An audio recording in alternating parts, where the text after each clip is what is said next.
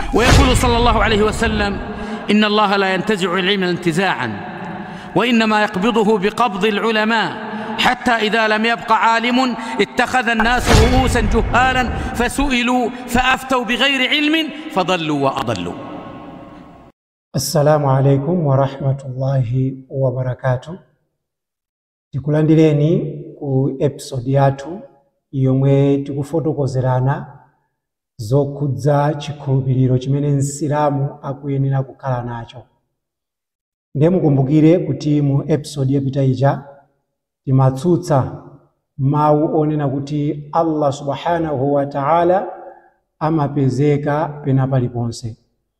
Kwa ino amene mukuti joina kumene tikupempheni kuti mubwererenso muonere ma episode amene apitawa, komanso mupange subscribe ndi cholinga chonena kuti musaphonye video ineri yonse yomwe tidzikhala tikubweretsa mtsogolo muno insha Allah. Ndiye lero timafuna tionepo umboni kuchokera mu Qur'ani komanso mu Sunna omwe ukuwatsutsa anthu omwe amanena kuti Allah subhanahu wa ta'ala amapezeka pena paliponse. Tikabwera mu Qur'ani, tikabwera mu sura 67 pa aya 16, Allah akuyankhula kuti aamintum man fis samai, kodi iwowa akudziona kukhala otetezeka kuti yemwe ali fis samai kumwamba, an yakhsifa bikumul arda fa idha hiya tamur, kuti sangathe kuwabweretsera iwowa chivomerezi, kuyipangitsa nthaka kung'ambika ndi kuwameza iwowa. Kodi akudziona kutetezeka kuzimenezi? Ndiye pamene pali mawu onena kuti man fis samai. Funso ndionena kuti kodi amene akudzitcha kuti man fis samai ndi ndani? Yemwe ali ndi mphamvu zopangitsa nthaka kung'ambika ndi kuwameza anthu, kupatulapo kuti ameneyo ndi Allah subhanahu wa ta'ala. Ndiye tikabwera mukufotokoza kwa anthu amene ali ndi uzindikiri mu dini omwe anabwera mbuyo mwathu, mukufotokoza kwawo tikabwera mu al-asma'i was-sifati, buku limene lindira al-Bayhaqi, tikayang'ana mu volume 2 patsamba 324, volume 2 patsamba 324, kapena chikakhala kuti ndi chibuku chimodzi chopanda ma volume zimapezekabe patsamba 324. Ndiye pamenepa qala al-Shaykh Abu Bakr Ahmad ibn Ishaqa ibn Ayyuba al-Faqih, ameneyo ndi mmodzi mwa maulama amene adalipo mbuyomu, ndipo amadziwikanso ndi dzina lonena kuti Abu Bakr Ahmad as-Sibghi. Abu Bakr Ahmad as-Sibghi iyeyo akufotokoza kuti tikaona kadi tadau al-arabu, amathanso kugwiritsira ntchito maarabu mawu akuti fi man fis samai, mawu akuti fi amathanso kuwagwiritsira ntchito bimawdhi'i ala, ofuna kutanthauza ala, chomwe chili pamwamba pachina chake. Ndiye mawu akuti fi amathanso kugwira ntchito pofuna kutanthauza ala pamwamba. Ndiye kuti mawu akuti fi pa Chiarabu samangogwira ntchito kuti nkati mwa china chake, kusonyeza kuti apapa Allah subhanahu wa ta'ala amene akunena kuti man fis samai, sinde kuti Allah ali mwamba, koma ali ala pamwamba pa as-samawati, pa mitambo 7. Allah subhanahu wa ta'ala ndiye kuti ali pamwamba pa mitambo 7. Qala Allahu azza wa jalla, ngati mene Allah subhanahu wa ta'ala kuyankhulira fasihu fil ardi, choncho yendani fil ardi, pa dziko, osati muyende mu dziko mkati mwa nthaka, koma muyende pamwamba pa ardi, pa nthaka, zomwe tikuzipeza mu sura at-Tauba aya yachiwiri.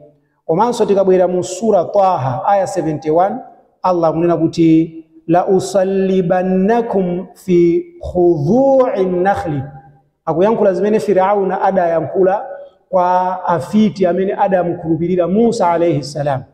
Pambuyo ponena kuti waja aponya za ufiti zawo zija, njoka zawo zija, kena kwa Allah ndikumulamula Musa kuti aponye ndodo yake ija, ndodo ya Musa ndikumeza tinjoka tina tonse tija. Afiti amene wa onse anagwada kumugwadira Allah subhanahu wa ta'ala, yani kupanga sajida. Ndipo adayankhula kuna kuti fita kulupirira mwa Mulungu wandani, mwa Mulungu yemwe akumuyitanira Mose pamodzi ndi Harun. Ndiye pamene papa Firauna adayankhula kunena kuti la usallibannakum, ndikupachikani inuyo fi judhu'i nakhli, munthambi za mitengo ya mlaza, kapena kuti mitengo yoneka ngati imene muonekera mtengo wa tende. Ndiye pamene papa limaonera kuti fi judhu'i nakhli mu, sinde kuti anthu wa Firauna awapachika mkati mwa mitengo yo ayi, koma maanahu tanthauzo la mawu amenewa zikutanthauzira kuti ala al-ardi, ngati mu aya yambirira fasihu fil ardi, ndiye kuti ala al-ardi, fasihu ala al-ardi, yendani pa nthaka. Wa ala an-nakhli, ndiye kuti la usallibannakum ala judhu'i an-nakhli, ndikupachikani niyo pamwamba pamchani pa nthambi za mitengo. Ndiye fakadhalika qawluhu, iziso zili chimodzimodzi mawu ake Allah onena kuti fi samai, kumwamba, musura al-Baqara pa aya 144 pa aya 144, ay ala al-arshi fawqa as-samai, Allah ndiye kuti ali pa arshi posada kali ngati mene amene amanenera izonso inshallah tizazifotokoza. Koma Allah yo ali pa arshi fawqa as-samai, yomwe ili pamwamba pa mitambo. Ndiye kama sahhatil akhbaru ani nabii sallallahu alayhi wa alihi wasallam, ngatinso mmene zikufotokozedwera mu ahadithi ochokera kwa mtumiki wa Allah amene ali sahihi. Ndiye ma ahadithi amenewa tikufuna kuti tiwaonenso lero. Tikabwera mu hadithi yoyamba imene tikipeza mu sahihi Muslim. Sahihi Muslim hadith 1064, pamene pa munthu wocheda Dhul Khuwaisila, pamene mtumiki wa Allah sallallahu alayhi wasallam ankagawa katundu wagawira mafumu amene munthu amene anabwera kumene ku Islamu. Munthu wina wocheda Dhul Khuwaisila adayima ndikuyankhula kunena kuti ya Muhammad i'dil au ittaqillaha, adayankhula munthu amene kuti ewe Muhammad chita chilungamo kapena muope Allah. Ndiye mtumiki wa Allah sallallahu alayhi wasallam faqala, adanena kuti ala ta'manuni, kodi inu simungandikhulupirire ine? Ala ta'manuni, kodi inu simungandikhulupirire ine pa zimene ndikupanga? Wa ana aminu man fis samai, pamene yemwe ali kumwamba wandikhulupirira ineyo. Kunena ndani? Allah subhanahu wa ta'ala. Ndiye man fis samai, ndiye kuti wa ana aminu man ala samai, pamene yemwe ali kumwamba pamwamba pa mitambo 7 wandikhulupirira ine. Ya atini khabaru samaa, zimandifikira ineyo nkhani za kumwamba sabahan wa masaan, mamawa ndi madzulo ena aliwonse. Pamene pa mtumiki wa Allah sallallahu alayhi wasallam muona kuti akutsindika kuti Allah ali pamwamba pa mitambo 7. Iyeyu sadakhulupirire zimene ena munthu awina akumakhulupirira zonena kuti Allah ali paliponse. Chifukwa zikanatero ndiye kuti mtumiki wa Allah sallallahu alayhi wasallam sakadatiyankhula mawu oterewa, kapena sakadamuyankhula munthu ameneyu mawu amenewa. Ndipo tikabwera mu hadithi yomwe ikupezeka mu sahihi Muslim komanso mu masunan, sunan Abi Dawud, sunan An-Nasa'i, komanso Muwatta Malik. Tikabwera mu sunan Abi Dawud tikipeza pa 930, mu sunan An-Nasa'i tikipeza pa 1218. Pamene pa Muawiya ibn al-Hakami as-Sulami qala, qultu, ndidayankhula, yani Muawiyata ibn al-Hakami as-Sulami akunena kuti ndidayankhula kwa mtumiki wa Allah kuti jariyatun li, ndi nzakazi kapolo wankazi amene kanat tar'a غنيمات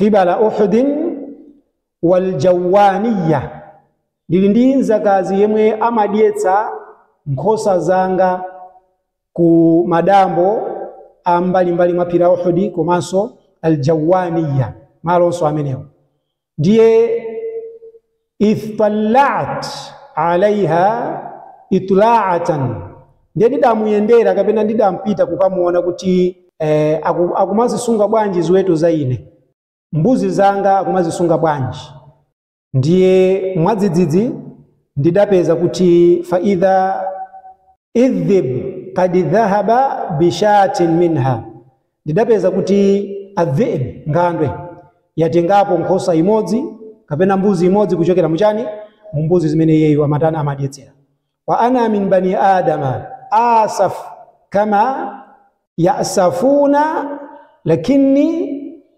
sakaktuha tsopano ine ndi mmodzi mwa anthu ine ndine mmodzi kuchokera mwa ana Adamu amene ndimakwiya ngati mmene amakwiyira wina aliyense choncho ndidampatsa kofi sakkatan fa'azzama dhalika alayya rasulullah sallallahu alayhi wa alihi wasallam je nitampatsa kofi ndaona kuti zimene zizi zandikulira ineyo yani ndikudzimva kuti ndamulakwira mtsikana amene ndiye faqultu lahu yani linnabi sallallahu alayhi wasallam afala u'tiquha kodi mtsikana amene ndi masule pa ukapolo asakhale so kapolo wa ine ndiye qala itini biha mtumikanati tambweretse mtsikana amene qala ndiye akufotokoza Muawiya faji'tuhu biha ndinambweretsa mtsikana uja kwa mtumiki faqala an-nabiy sallallahu alayhi wasallama ndiye mtumiki wa Allah mtendere madaliso zipite kwa iye adayankhula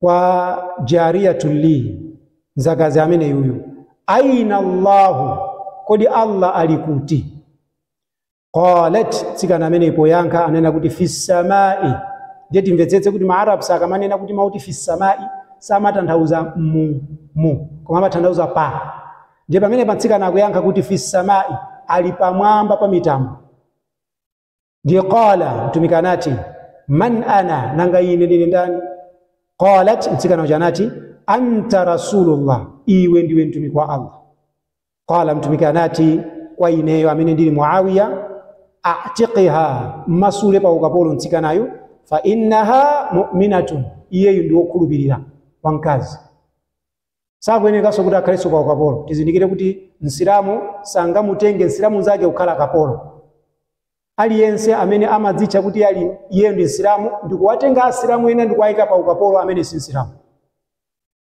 ndiye Muawiya adam masula mtsikanayu pachifukwa chonena kuti muchikhulupiriro chake chidali chakuti Allah subhanahu wa ta'ala ali pamwamba pa china chilichonse ndiye ena amagwiritsira ntchito hadithi kunena kuti mtsikana amene adali wosadziwa ndiye mtumiki adangonena kuti masuleni basi sadali wophunzira wallahi zimenezo nzabodza chifukwa mtumiki wa Allah sallallahu alayhi wasallam tikabweraso mu hadithu yokuza za hajjatul wada yomwe tikupeza mu sahihi Muslim ndi hadith 1218 mene Mujabir ibn Abdullah akufotokoza kuti mtumiki wa Allah sallallahu alayhi wasallam qala wa qad taraktu fikum ndipo ndakusirani inuyo malan tudillu ba'dahu in i'tasamtum bihi chomwe simudzasochera pambuyo pake ngati mungachigwiritse chimenecho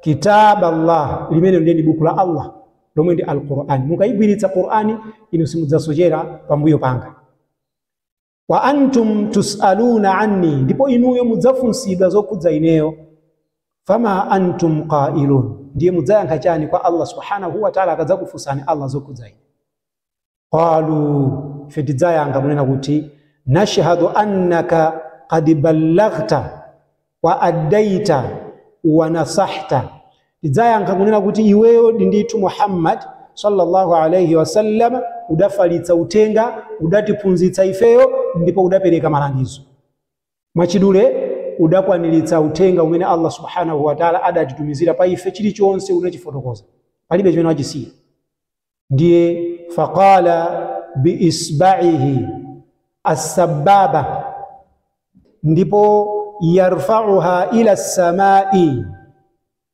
akutani akumachikweza kumwamba, wayankutuha ila an-nas, ndikumachitsitsira pa anthu. Machikweza kumwamba akumachiyankhula chala chija kumachikweza kumwamba ndikumachitsitsa pa anthu. Allahumma ishhad, Allahumma ishhad, Allahumma ishhad 3 marrat, ndipo anapanga zimene kokwana katatu. Chimene mtumiki amalozera kumwamba ni chani? Amaloza kumene Allah subhanahu wa ta'ala ali, ndipo amadziwa kuti Allah rabbul izzati wal jalali ali pamwamba pa china chilichonse. Ndiye amamuloza Allah kuti Allah inu amene muli pamwamba pa chilichonsenu chitirani umboni pa zimene anthu ayankhula. Ndiye mtumiki wa Allah sallallahu alayhi wasallam adatiuza kuti Allah ali kumwamba, pamwamba pa china chilichonse. Lero wina akubwera ndikumauza anthu kunena kuti Allahu fi kulli makan, Allah ali pena paliponse. Kodi munthu amene mukumuona kuti mutu wake ukugwira, kapena munthu amene si mmodzi mwa anthu amene akugwiritsidwa ntchito ndi Ibilisi kuti awasocheretse anthu kunjira yongoka? Ndiye tizindikire kunena kuti Allah subhanahu wa ta'ala laysa fi dunya au laysa fi kulli makan. Allahu ala al-arshi istawa wa arshuhu fawqa 7 samawati ala al-ma'i. Allah rabbul izzati wal jalali alipa arshi yake adapanga istawa pamenepo, ndipo arshi yake ili pamwamba pa mitambo 7, ndipo ili pamwamba pa madzi. Zimenezo zimene ife tikuzidziwa kuchokera mu chikhulupiriro cholondola chomwe mtumiki wa Allah sallallahu alayhi wasallam adali nacho, komanso chimene masahaba ake radhiyallahu anhum adachigwiritsa. Ndiye ndikusiyeni majama Allah subhanahu wa ta'ala kufikiranso munthawi ina yomwe titakhale tikufotokoza zokhudza istawa, chifukwa ena amanena kuti iniyo mukukhulupirira kuti Allah adakhala pa mpando kukhazikika chonchi ndi ngati mmene anthu. Zimenezo ndi zokamba za anthu amene ali majuhala indana. Ndiye tifuna kufotokoza kuti aqida ya nsilamu yokhudza kumene Allah ali komanso gawo lokhudza istawa ndiyotani. Subhanaka Allahumma bihamdika nashhadu an la ilaha illa anta nastaghfiruka wa natubu ilaik. Assalamu alaikum wa rahmatullahi wa barakatuh.